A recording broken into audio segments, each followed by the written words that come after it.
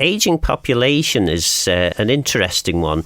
A lot of people in government, certainly all the time I was in there, viewed this as a significant problem that needed to be tackled. I always responded to that by saying, well, actually, it's quite a good thing that the population is ageing.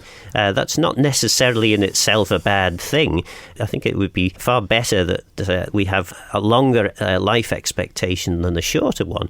But of course, it does bring problems with it. We have potentially more people out of work on the island because they've retired or they're in school or full-time education than we have in work to pay for them. Big problem there, Alistair. How do you think our new crop of MHKs would be tackling this issue? Well, this is one of the old strategic questions that the previous government very much had at the top of their agenda, to the extent that I think quite a lot of older people became a bit offended that they were being seen as some kind of burden. And I don't think that was intended, but that was taken that way. But it is a real issue. People don't seem to have talked about it for the last 5 years, which I think is a bit strange that the narrative can just change so suddenly, but I'm sure it's still there.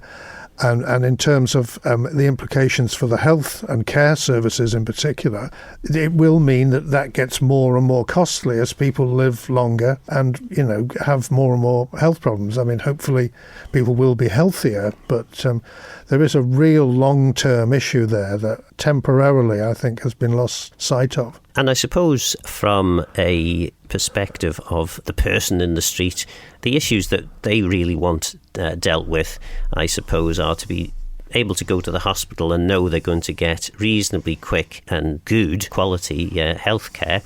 They're also probably, when their elderly relatives are getting a bit older, or indeed themselves getting a bit older, they want to be able to know that they're going to be properly looked after in their old age, and that they're not going to have to necessarily flog everything that they own to pay for it. And of course, if we continue to have people retiring well before the end of their expected life, somehow we're going to have to pay for the pensions as well.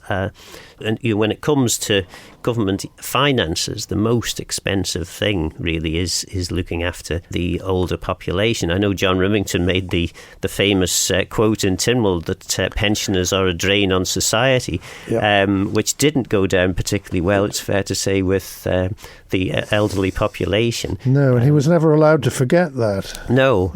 And yet, from an economic perspective, he's absolutely right.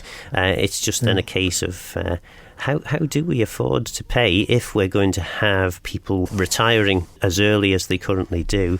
And then perhaps we're looking at the age-old question of population growth. Indeed, but these are very difficult questions for politicians. It's far easier to talk about providing more and more services than to come up with an answer about how you pay for those and who pays for them.